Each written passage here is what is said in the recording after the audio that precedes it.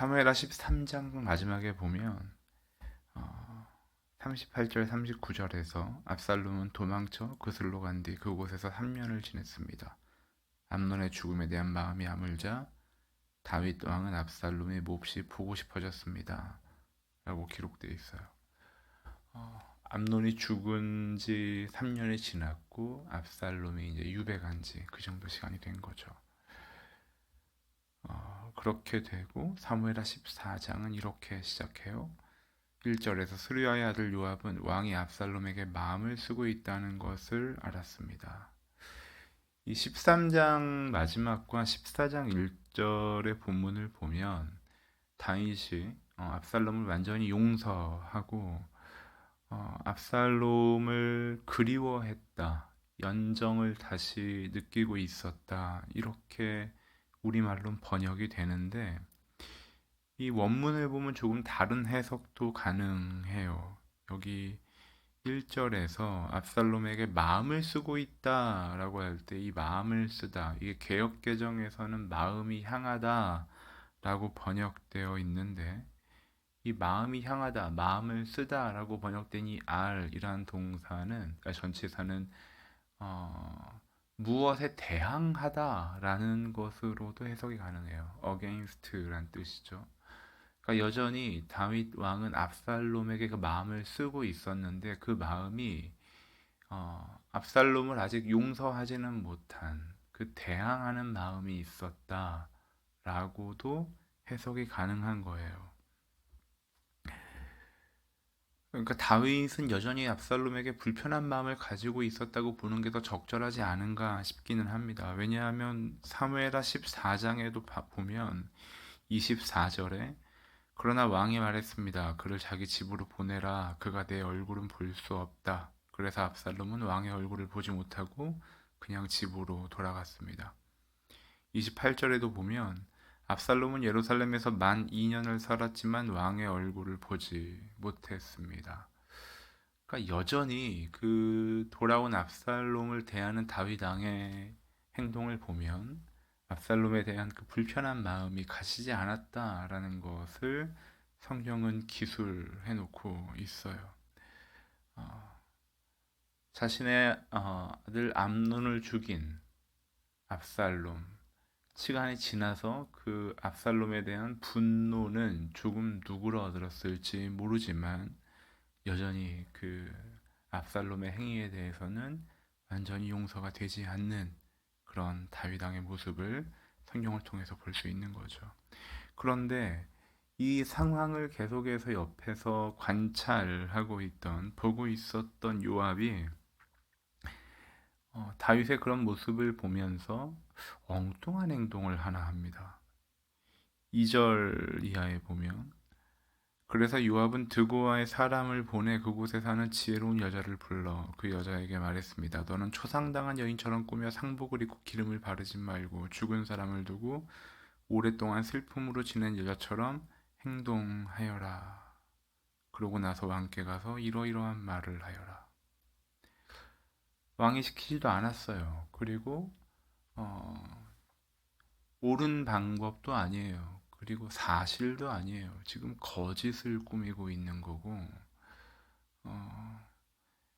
다윗 왕의 의도가 담겨져 있지 않은 선택을 다윗 왕의 신하인 요압이 하고 있는 거예요.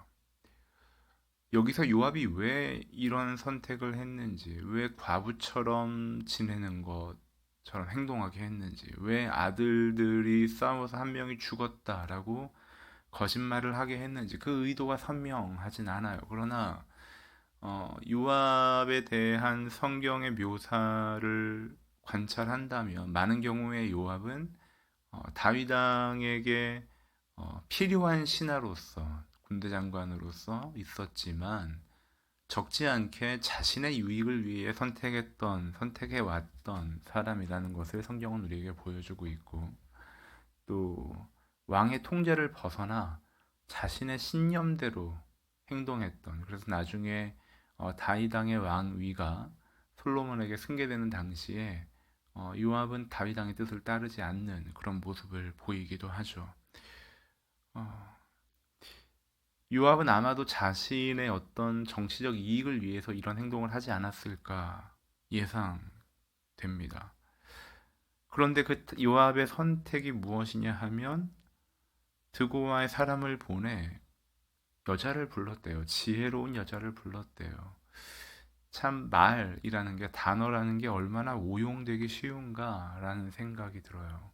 지혜롭다라고 할 때 특히 구약의 잠언에서는 지혜라는 것을 하나님을 나타내는 하나님으로 대체되는 단어로 쓸 정도로 지혜는 우리 삶에 해야 하는 많은 선택들 그 속에서 우리에게 꼭 필요한 생명의 길을 걷게 하는 그런 인간 삶의 가장 중요한 요소로 성경은 묘사하는데 이 지혜라는 말이 이렇게 오용되고 있는 걸 성경을 통해 봐요. 이 여자는 지혜로운 여자라기보다는 연기를 잘하는 여자, 거짓말을 잘하는 여자, 그리고 요압이 시킨 행동을 잘 완수해낸 여자라고는 표현할 수 있지만 지혜로운 여자다라고 표현하기엔 무리가 있지 않을까 싶어요. 오늘 우리가 쓰고 있는 단어들 중에 이렇게 원래의 의미를 벗어나 우리가 오용하고 있는 단어들은 있지 않은가 좀 생각해 볼 필요가 있다고 봐요. 어, 뒤에도 보면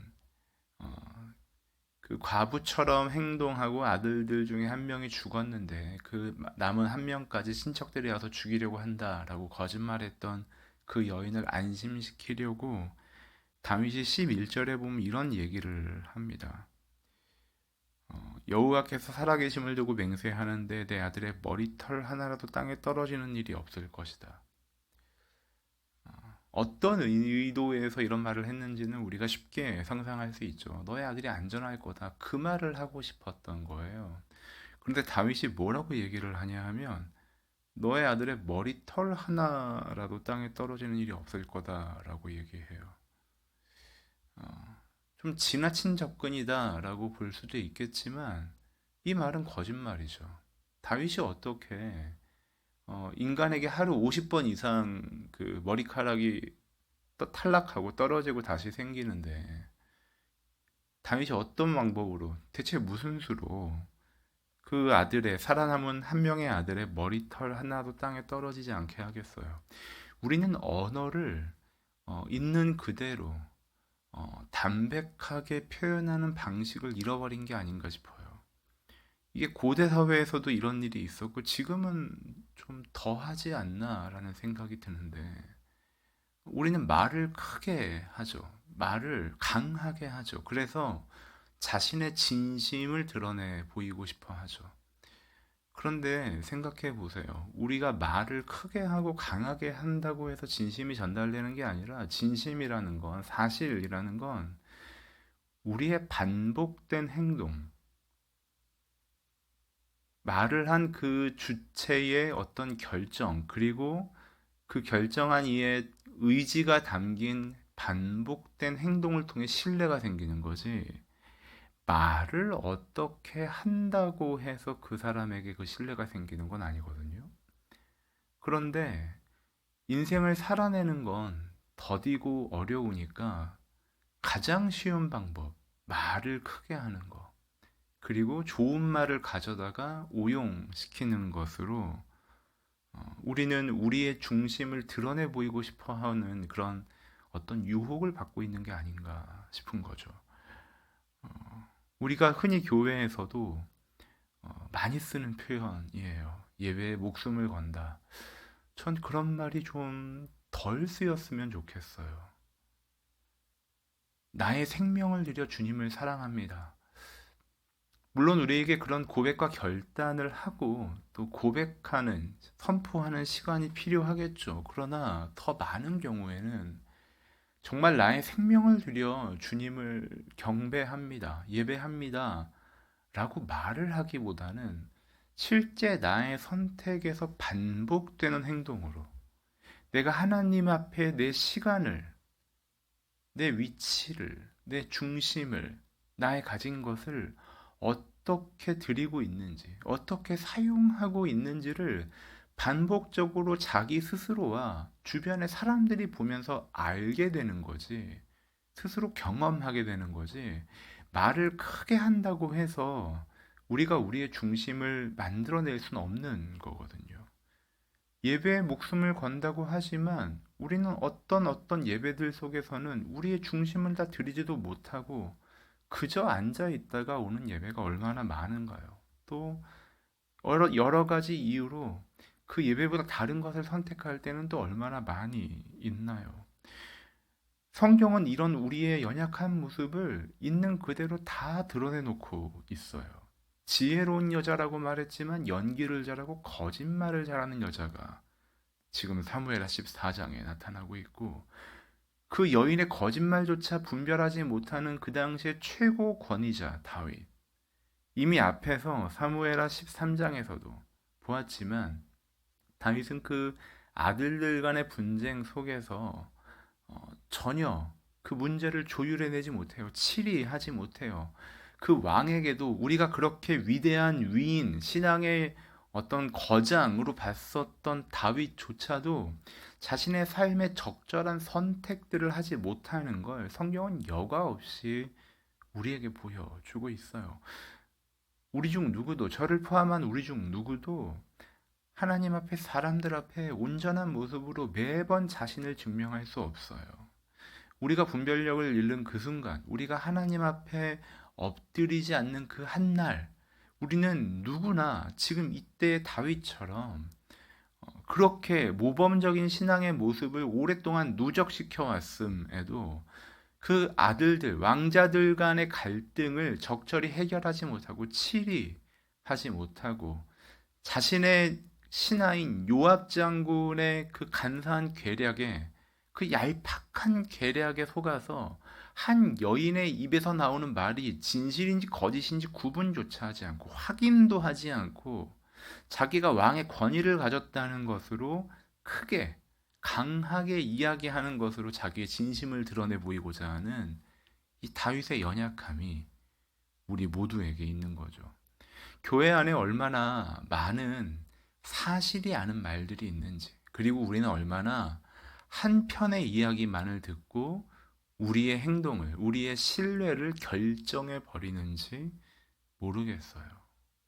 지혜로운 여인을 찾아서 그 지혜로운 여인에게 연기하도록 자신의 정치적 의도를 심어버리는 그 요압 같은 사람이 지금은 없을까요?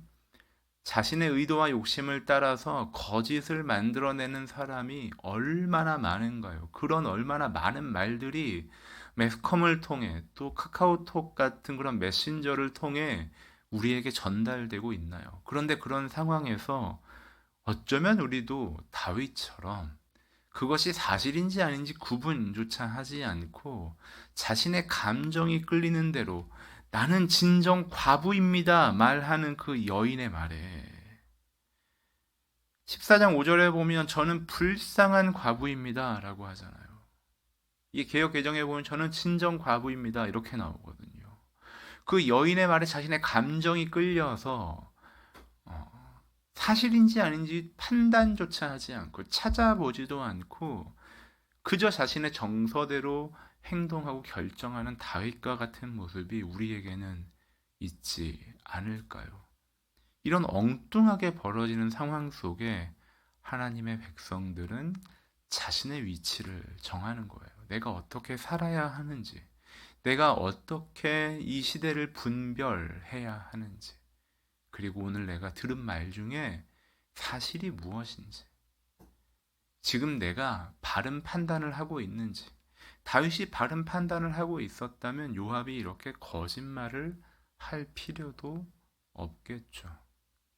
그 리더의 연약함이 가치 있는 이들에게조차 죄를 짓게 만드는 유혹이 됐다는 것을 성경은 우리에게 보여주고 있어요. 오늘 우리의 현실 속에 내가 선택해야 하는 묵직한 자리, 바른 선택이 무엇인지를 우리가 분별하는 것이 나 자신에게도 유익이지만 나와 함께 하는 이들이 진리 안에 거하도록 만드는 보호라는 사실을 우리가 기억해야 했으면 좋겠어요. 하나님께서 오늘 우리에게 주시는 현실 속에 그저 담백하게, 그저 정직하게 우리가 할 수 있는 만큼만 적절한 말과 행동으로 표현하는 것, 과장하지 않는 것, 그리고 담대하게 또 담담하게 나의 삶을 살아내는 것이 우리의 선택이고 성도의 명예인 거죠. 오늘도 우리 주변에서 어쩌면 나 자신이 나에게 혹은 누군가에게 너는 초상당한 여인처럼 꾸며라 라고 말하는 이 거짓이 횡행한 사회 속에서 사실을 분별할 수 있는 분별력이 우리에게 있기를, 그리고 우리는 우리의 자리를 지키면서 우리에게 듣는 이야기를 걸러내고 있는 그대로의 이야기를 하는, 담백하게 우리의 마음과 현실을 담아내는 그런 언어와 행실이 우리에게 회복되는 이 한 날 되기를 주님의 이름으로 축복합니다.